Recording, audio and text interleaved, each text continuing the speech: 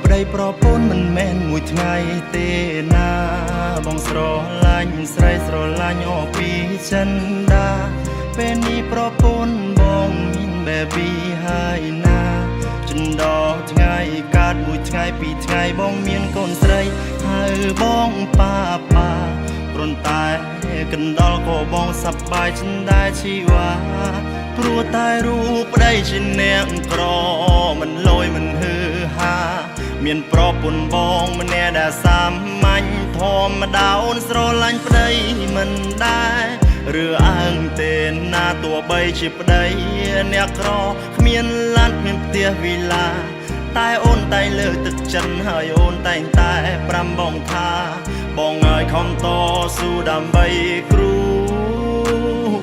សា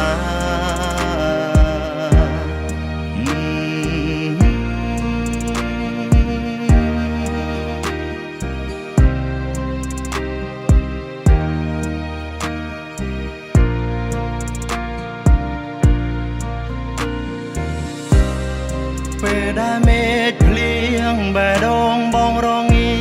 នឹកដល់ប្រពន្ធបងធ្លាប់នៅក្បែរគ្នា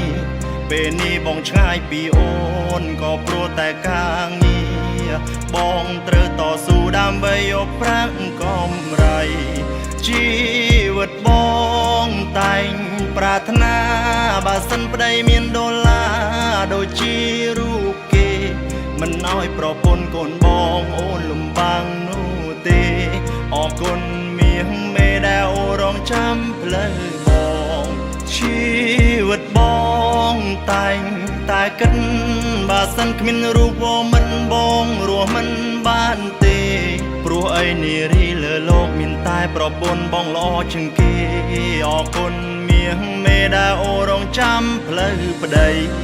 អូប្រពន្ធដ៏សែនកំសត់ទោះបីជាប្តីអន់ក៏អូននៅឈងស្រវា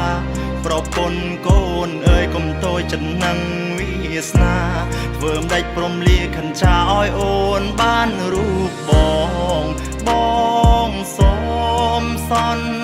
យាតទៅថ្ងៃមុខមិនឲ្យប្រពន្ធកូនបងឯកា